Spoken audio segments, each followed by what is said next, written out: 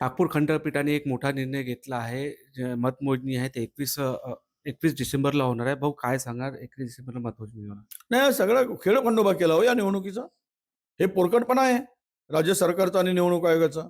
वारंवार निर्णय बदलत आहेत, वारंवार त्या चुकीचं इंटरप्रिटेशन होत आहे, चुकीचा अर्थ निर्णयाचा काढला जातो, मन वाटलेप्रमाणे तारखा घोषित केल्या जातात, मनाप्रमाणेच निर्णय आपण स्वतः निर्णय घेतात आणि आरोप करतो आपण कोणीतरी कोर्टात गेला आणि स्थगिती दिली म्हणून. का जाणार नाहीत?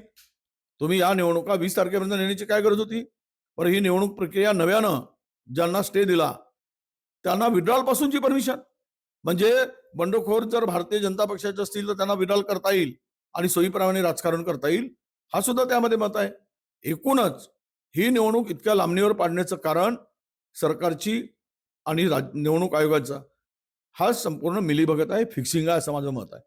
मतचोरी करता यावी, ईव्हीएम मध्ये गडबड घोटाळा करता यावा आणि अपेक्षित निकाल आपल्या बाजूने वळवता यावा, कारण यांच्या पायाखालची वाळू घसरलेली आहे. प्रचंड पैसे वापरले, तिजोरी लुटली आणि अनेक ठिकाणी सत्ताधाऱ्यांचेच लोक पैसे वाटताना पकडले जात आहेत. सत्ताधाऱ्यांचेच आमदार एकमेकावर आरोप करतायत की पैसे वाटले जात आहेत. निलेश राणे भारतीय जनता पक्षावर आरोप करतोय की पैसे वाटले जात आहेत. ते सुद्धा सत्ताधारी आमदार आहेत.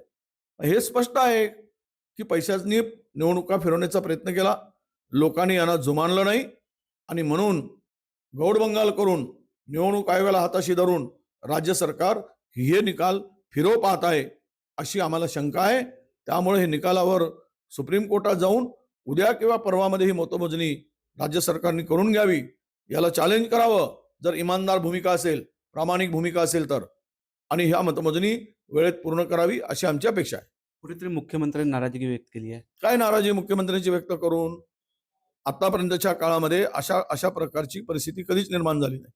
याला जबाबदार काय निवडणूक आयोगच आहे? याला जबाबदार राज्य सरकार पण आहे. मी सांगितलं दोघांची फिक्सिंग आहे. त्यामुळं त्यांची नाराजी जी आहे की यंत्रणेने बरोबर काम केलं नाही किंवा चुकीचं केलं किंवा यंत्रणा याच्यामध्ये यंत्रणा अपयशी ठरली, हे म्हणण्यात काही अर्थ नाही. मुख्यमंत्र्यांना आमचं म्हणणं आहे, तुम्ही उद्या सुप्रीम कोर्टात जाणार का? आणि हे उद्याची मतमोजणी जी आहे उद्या होईल किंवा परवा होईल, हे सुप्रीम कोर्टात मागणार का? कारण तुमच्याच दबावामुळे या सगळ्या निवडणुका आपण चीफ जस्टिस जे आत्ताचे आहेत त्या सूर्यकांत साहेबांच्या बेंचने जो निर्णय दिला, तो निर्णय, त्या निर्णयाचा चुकीचा अर्थ लावून निवडणुका घोषित केल्या आणि निवडणूक प्रोग्राम घोषित करत असताना त्यामध्ये स्पष्ट लिहिलंय या निवडणुका सर्वोच्च न्यायालयाच्या निर्णयाच्या अधीन राहून घेत आहोत. अरे काय हे प्रकार आहे? कशाची हे पद्धत आहे? ही कुठली पद्धत आहे की निवडणूक कुठलाही प्रोग्राम निर्णय सर्वोच्च न्यायालयाच्या निर्णयाच्या अधीन राहून तुम्ही घेताय?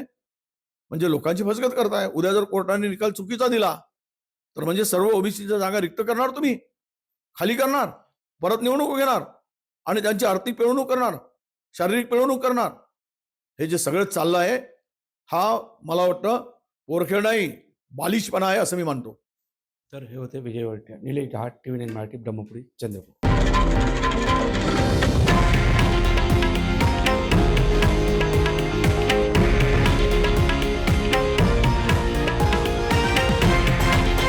हे आहे देशातील नंबर 1 न्यूज नेटवर्क आणि आपण पाहत आहात TV9 मराठी, एकमेव.